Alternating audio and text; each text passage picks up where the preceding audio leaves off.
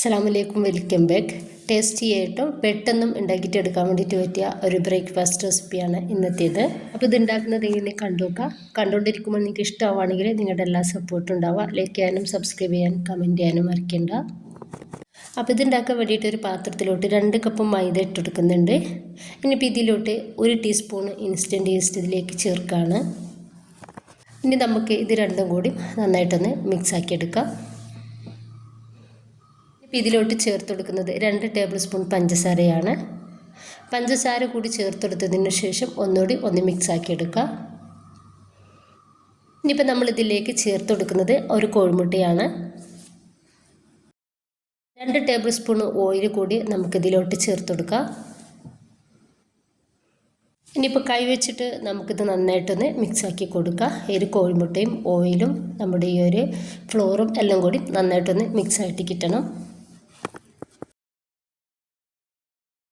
ഞാനിവിടെ എടുത്തിട്ടുള്ളത് ചെറിയ ചൂടുള്ള വെള്ളമാണ്, 1/2 കപ്പ് വെള്ളം. ഈ ഒരു 1/2 കപ്പ് വെള്ളം നമുക്കിതിലേക്ക് കറക്റ്റാണ് കേട്ടോ. വേറെ വെള്ളമൊന്നും നമ്മളിതിലേക്ക് ചേർത്ത് കൊടുക്കണ്ട. 2 കപ്പ് മൈദയിലേക്ക് നമ്മൾ എടുത്തിട്ടുള്ളത് 1/2 കപ്പ് ചെറിയ ചൂടുള്ള വെള്ളമാണ്. ഇനിയിപ്പോൾ ഇത് കുറേശ്ശെ ആയിട്ട് ഒഴിച്ചെടുത്തിട്ട് നമുക്കിതൊന്ന് കുഴച്ചെടുക്കാം.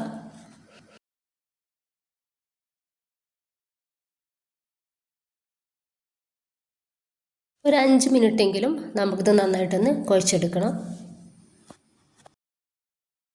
ഞാനൊരു 5 മിനിറ്റോളം കുഴച്ചെടുത്തിട്ടുള്ള നമ്മുടെ ഒരു മാവ് നല്ല സോഫ്റ്റ് ആയിട്ടുണ്ട്. ഞാനിതുപോലൊരു കുറച്ച് വലിപ്പമുള്ളൊരു പാത്രമാണ് എടുത്തിട്ടുള്ളത്. അതിലടിയിൽ കുറച്ച് ഓയിലൊന്ന് തേച്ചെടുത്തിട്ടുണ്ട്. അതിലേക്ക് നമ്മുടെ ഒരു ഡോ വെച്ച് കൊടുക്കുക. എന്നിട്ട് മൂടി വെച്ചിട്ട് 1 മണിക്കൂർ നമ്മൾ റെസ്റ്റ് ചെയ്യാൻ വേണ്ടിയിട്ട് മാറ്റി വെക്കണം. ഈ ഈസ്റ്റ് ഒന്ന് വറുക്കാൻ വേണ്ടിയിട്ടാണ്.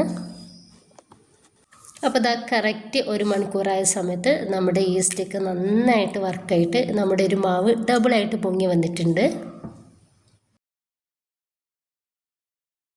ഞാനിത് ഈ ഒരു പാത്രത്തിൽ വെച്ചിട്ട് തന്നെ ഇതൊന്ന് കട്ട് ചെയ്യുന്നുണ്ട്.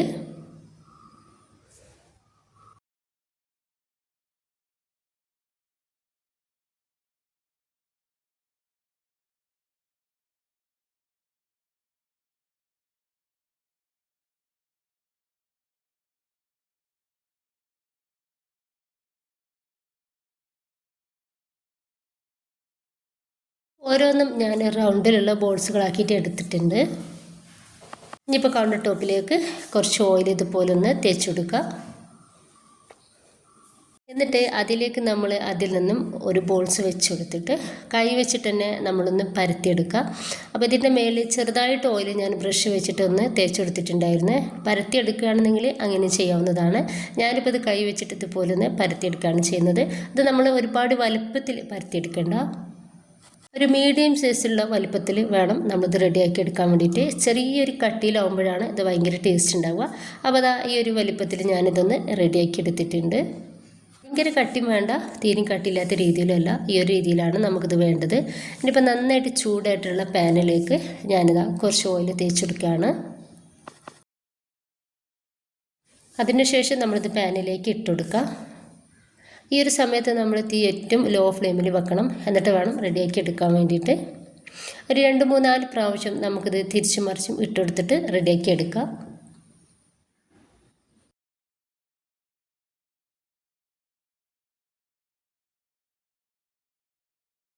ഇപ്പോൾ ഇത് റെഡി ആയിട്ടുണ്ട്.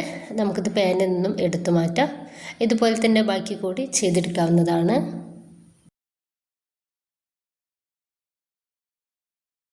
ഇപ്പോൾ അതാ മുഴുവനായിട്ട് റെഡിയാക്കി എടുത്തിട്ടുണ്ട്. നല്ല ടേസ്റ്റാണ്. അപ്പോൾ എല്ലാവരും ഒന്ന് തയ്യാറാക്കി നോക്കുക. ഇഷ്ടമാണെന്നുണ്ടെങ്കിൽ എല്ലാ സപ്പോർട്ടും ഉണ്ടാവുക. ഇൻഷാ അല്ലാ. ഓക്കെ.